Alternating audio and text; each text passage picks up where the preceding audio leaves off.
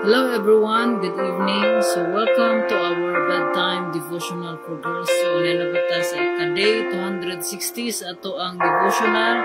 So today is Tuesday, October 8, 2024. So God is good all the time, and all the time God is good. So ito ang pasalamatan kanuna ang Ginoo maski unsa pa ang sitwasyon nato karon.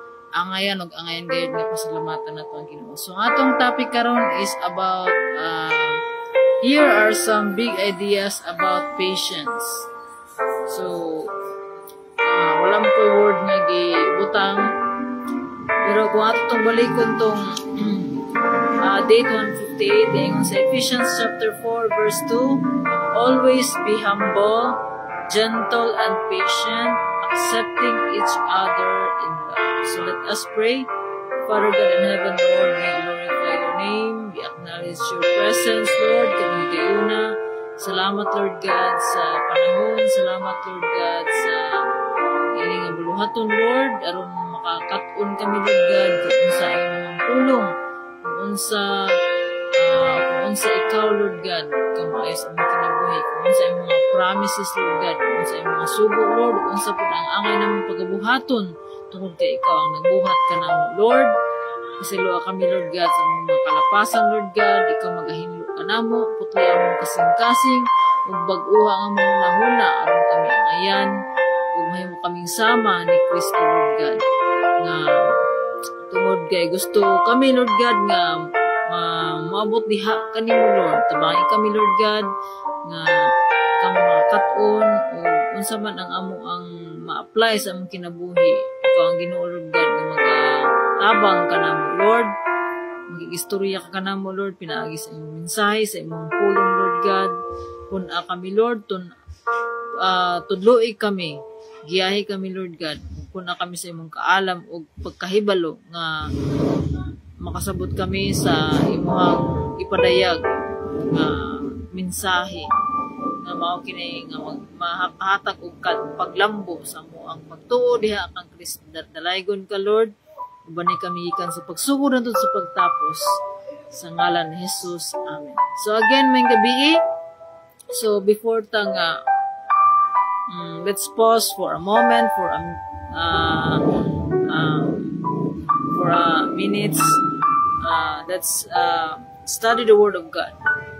So here are some big ideas about patience. Ingon ni Warren Wiersbe, in the Bible, patience is not a passive acceptance of circumstances. It is a courageous perseverance in the face of suffering and difficulty. So ingon po ni Mrs. Charles Coleman, we must learn to wait. There is grace supplied to the one who waits. So pagpasensya. So kitang tanan ginatestingan, ginatest ang ato ang pasensya every day. So especially nga kung natin mga kabataan, labi na mga gagmay pa, so kinahanglan nga taas gyud tag pasensya. Tungod kay ang pagpasensya mao kini ang usapod nga mao kini ang usapod nga maglambo ta, makahatag og paglambo sa ato ang pagtuo. Tungod kay sa dihang nituo ta og bidawat diha kang Jesus, adunay kabaguhan gayud, adunay mabag-o gayud sa ato ang kinabuhi. Kay when we are in Christ, we are a new creation. The old is gone, the new has come. Kung ang atong old self is walay pasensya, ang ato ang new self is aduna natay pagpasensya.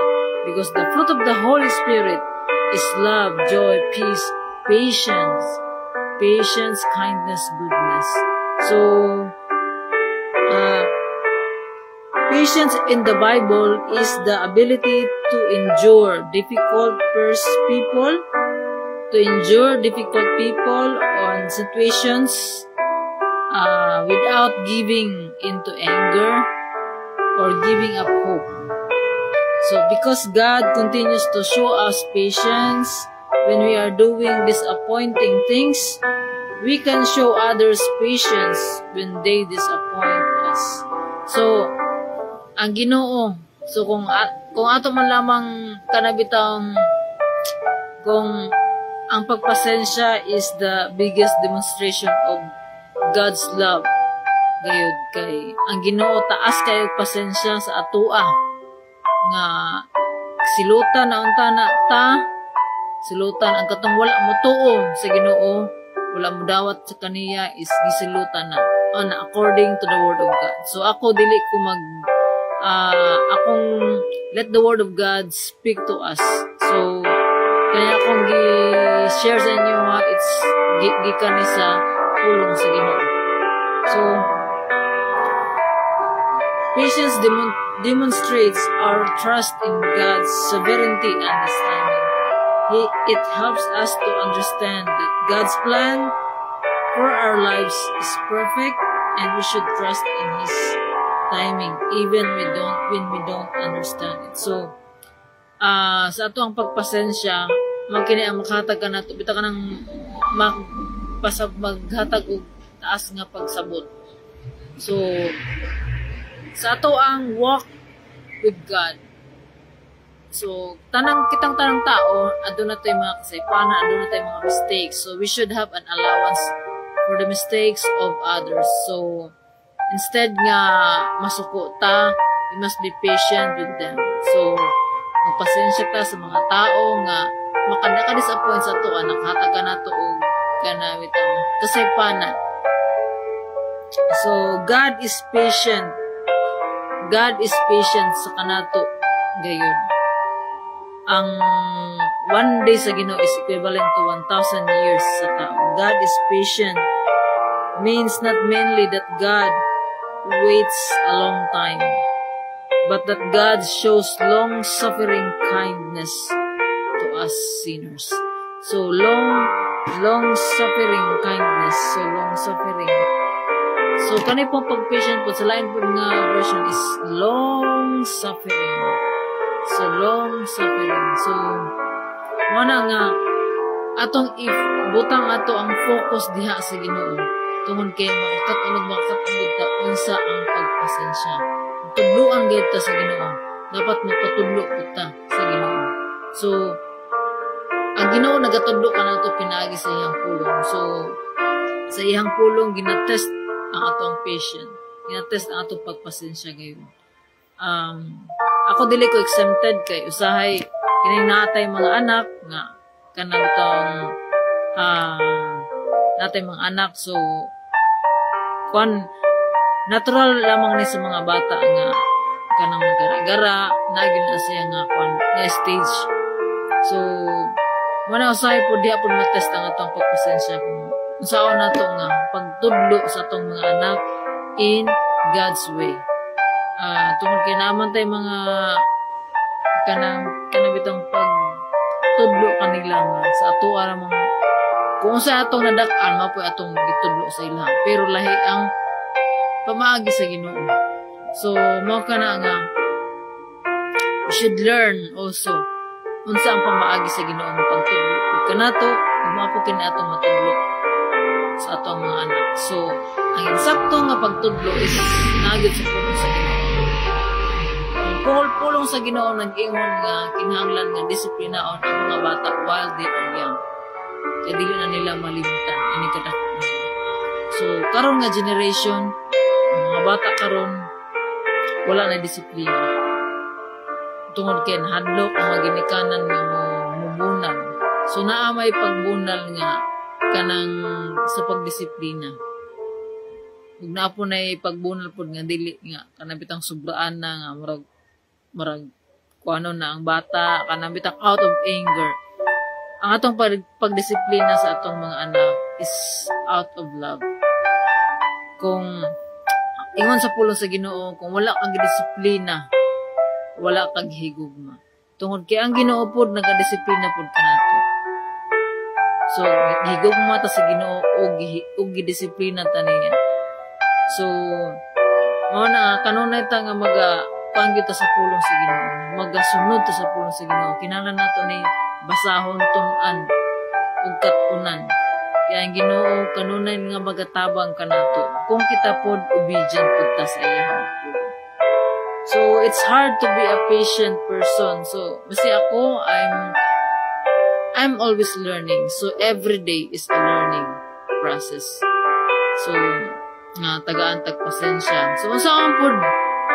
So may dili pod ma-test ang ato ang kung taas ta pasensya kung wala tay sitwasyon sa ato ang kinabuhi nga makapawala sa ato ang pasensya. So instead nga masuko ka, ihatag nimo ang pagpasensya, ang pagsabot. So ang pagpasensya adunay pagsabot nga ang tao gayud na masayot gayud dili gyud ma-perfect itong tao. So mao ni nga makwanta masuko ta tungod kay we want the situation or the person to be kanabitang we want them to behave the way we want them to be. So mo na nga og gusto pud nato pud nga ang mga sitwasyon na uyon pud sa ato ang mga plano, pero because we are not perfect,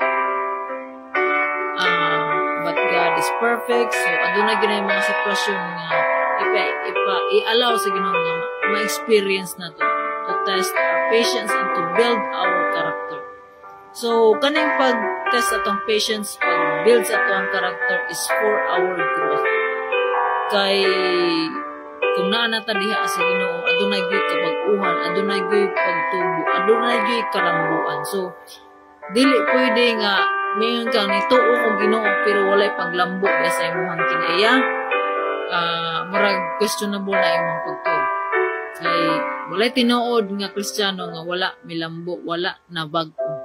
Tungod kay bag-ohon o bag-ohon gayta sa Ginoo. So kaning pasensya is one way na siya nga ingon sa kung naan na kung atong gidawat ang Ginoo sa ato ang kinabuhi as our Lord and Savior, so God give us His Holy Spirit. So the Holy Spirit, kung naang balang Espiritu sa ato, the Holy Spirit produces love, joy, peace, patience, dili na patience, kindness, goodness, faithfulness, gentleness, and self-control. So kani nga mga kinaiya ni sa balang espiritu, kinaiya ni sa tinuod nga adunay Ginoo sa iyang kinabuhi. So kung wala pa tayo ani nga mga kinaiya ato kining pangayoon diha sa Ginoo, mga tagtabang sa Ginoo nga Lord, help me to be patient. Labi na atong topic karon is about patience. So atong pangayoon diha sa Ginoo in the name of Jesus. So sa ato ang pag-ampo diha sa Ginoo, pag-ampo ta sa Amahan nato nga naa sa langit, pinaagi niini, ug sa atong pag-ampo iampo nato pinaagi sa ngalan ni Jesus. Because Jesus ingon sa is according sa pulong sa Ginoo nga hangtod karon wala pa mangayo sa ako ang ngalan, pinaagi sa pangalan ni Jesus. So kaya ato ang ngalan, dili ta pwede nga mag-ampo pinagi sa atong ngalan because dili dawaton sa Ginoo, kay dili ta perfect. God made us righteous. So wala pa ta diha sa Ginoo, dili ta matarong. We are separated og dili ta matarong, we are enemies of God. So by the grace of God through Jesus Christ, we are made righteous. So, mao na nga sa atong pag-ampo sa pangalan ni Jesus. Tungod kay, mao ka na nga, mao na sa iyang pulong nga, this is the way we should pray. So, ginatudloan to sa Ginoo unsaon ang pag-ampo sa insakto. Mao na nga sa atong mga pag-ampo, angay nato silang pasalamatan, pasidunggan, at sa atong pagpangayo diha sa Ginoo, atong pangayoon kini sa pangalan ni Jesus. So kung wala pa taani nga mga kinaiya ning pasensya, so kung we are still work in progress. So samtang napata diri nga kalibutan, we are still work in progress, pero dili na buot pasabot nga dili ta maningkamot pagsunod sa Ginoo, tungod kay walay imposible diha sa Ginoo. Bisag ang kasing-kasing nga bato kaya ng pahumukon sa Ginoo. Just believe, trust in God. So atong ibutang atong pagsalig diha sa Ginoo. Tungod kay siya ang nagbuhat kanato, ug siya ang adunay maayong plano kanato, ug kita dapat mo abide sa iya. Ingon sa iyang pulo nga bag-uha ang atong mga hunahuna. Dili ta magpahiuyon kung unsa ang mga kinaiya diri sa kalibutan. Hinoon atong ipabag-o sa Ginoo atong mga hunahuna aron makasayod kita kung unsa ang iyahang kabubuton, which is good, perfect, and pleasing to God. So, we must also be reminded kung unsa ang ato ang purpose sa atong kinabuhi. Kay mao kini atong mag-guide kung unsa ang atong pagabuhaton kanunay. To love God with all our heart, soul, mind, and strength, and to love our neighbor as we love ourselves. So, ang Ginoo kanunay nahigugma kanatong tanan. So, sa atong topic gabi, gahapon, love one another. So, mana nga,